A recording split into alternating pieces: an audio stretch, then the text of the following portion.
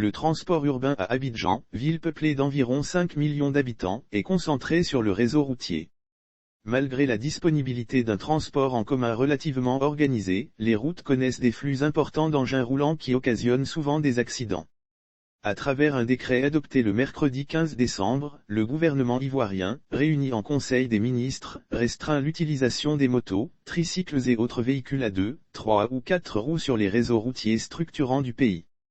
Le Conseil a adopté un décret réglementant la circulation des motocyclettes, cycles, cyclomoteurs, tricycles, quadricycles et vélomoteurs à des fins de transport sur les voies routières ouvertes à la circulation publique, peut-on lire dans le communiqué final du Conseil. Lequel précise que les artères concernées par la réglementation sont les axes routiers interurbains et intercommunaux, et la circulation sur les autres voies routières ouvertes à la circulation publique. La décision qui, à la base, est une initiative du ministère des Transports du pays, avait fait l'objet d'un atelier qui a réuni en août dernier les acteurs du secteur autour de la faisabilité de cette feuille de route. L'adoption de cette mesure intervient dans un contexte où ces types de véhicules sont généralement concernés par les cas d'accidents routiers qui se produisent sur les voies publiques.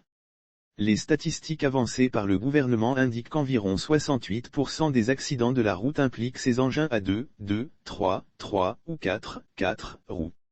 La mise en œuvre de cette initiative, qui a pour objectif de renforcer la sécurité routière et de fluidifier la circulation dans la capitale Abidjan et ses périphéries, suscite néanmoins des interrogations quant à la densité et la praticabilité des réseaux routiers auxiliaires aux axes structurants visés par le décret.